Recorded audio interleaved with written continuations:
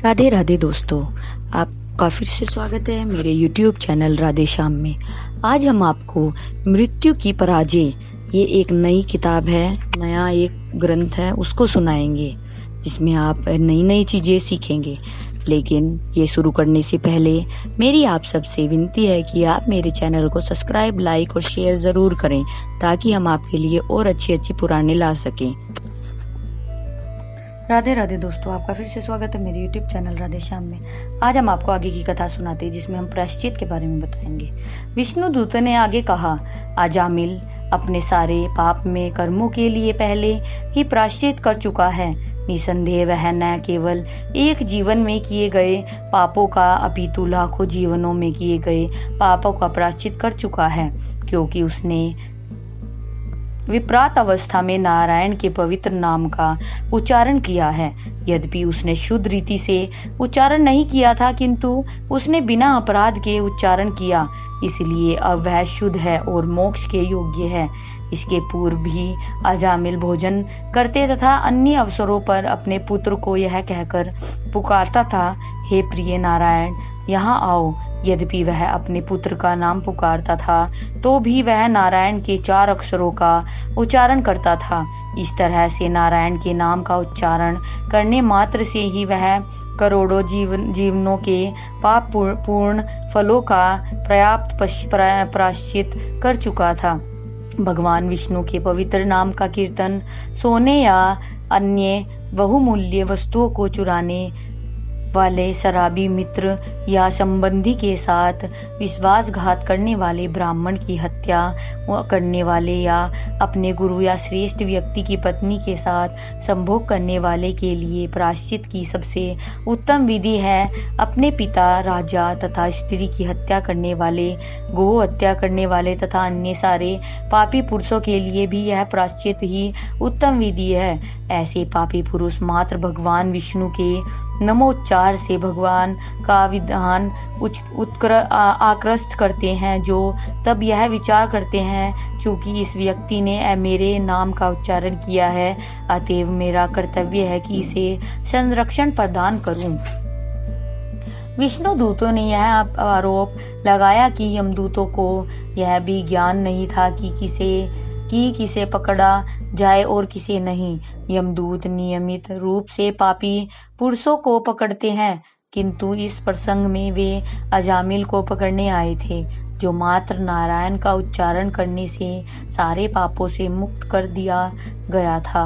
विष्णु दूतों ने यह कहकर यमदूतों की निंदा की, तुम लोग यह भी नहीं जानते कि किसे दंड दिया जाए और किसे नहीं दिया जाए। अजामिल ने भले ही अनेक पाप कर्म किए हों, किंतु अब वह अपने सारे पाप कर्मों से मुक्त कर दिया गया है। उसने नारायण नाम के उच्चारण द्वारा उन सारे पापों का निवारण कर दिया है। तुम लोग अब इस व्यक्ति को बंदी बनाने का प्रयास क्यों कर रहे हो, मानो वह कोई अपराधी हो। यद्यपि नारायण नाम उच्चारण करने की उसकी कोई मंशा नहीं थी, फिर भी उसने उच्चारण किया है, इसलिए अब वह पाप मुक्त है।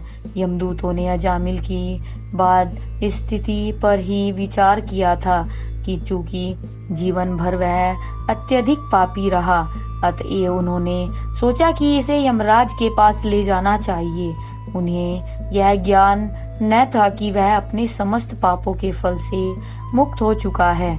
इस तरह विष्णु दूतों ने उन्हें सूचित किया कि चूंकि उसने मृत्यु के समय तथा आजीवन अपने भी नारायण नाम का उच्चारण किया है, अतएव वह सारे पाप के फलों से मुक्त कर दिया गया है।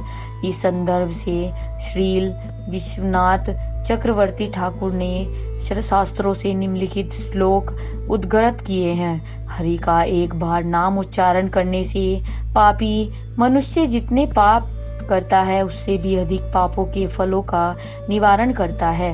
यदि कोई असहाय अवस्था में भी या बिना इच्छा के ही पवित्र नाम का कीर्तन करता है, तो उसके सारे पाप तुरंत भाग जाते हैं। जिस तरह सिंह की गर्जना वन के छोटे पशुओं को भय के मारे भागने के लिए बाध्य करती है।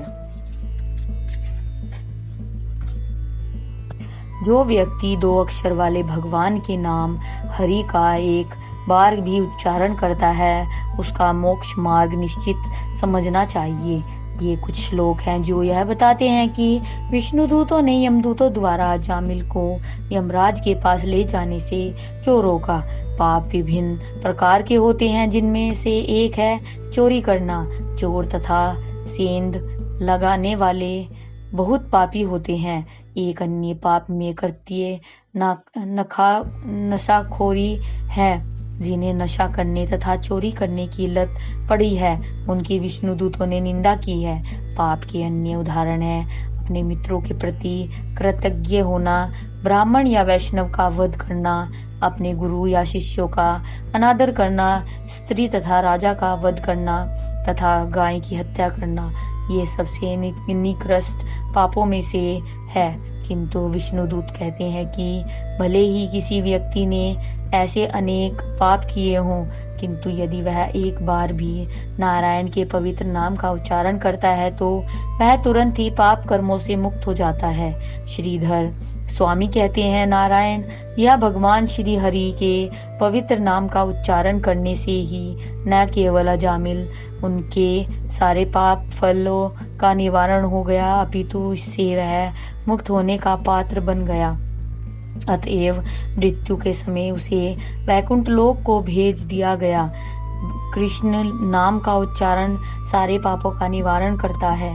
जितने पाप कोई कर सकता है उससे भी अधिक का, चूंकि अजामिल ने बिना अपराध के पवित्र नाम का उच्चारण किया था और उसने निष्ठा पूर्वक उच्चारण किया था, अतएव वह समस्त पाप पूर्ण कर्मों से पूरी तरह मुक्त हो गया था। इसलिए हम हरे कृष्ण के उच्चारण पर इतना बल देते हैं। पुण्य कर्म, तपस्या, यज्ञ सारी वस्तुएं हरे कृष्ण मंत्र के उच्चारण द्वारा ही संपन्न होती है। तब न तो योग की किसी अन्य विधि की न ही तपस्या की कोई आवश्यकता रह जाती है। बिना अपराध के उच्चारण मात्र से मनुष्य वेद समस्त अन्य सभी विधि विधानों के फलों को प्राप्त करता है।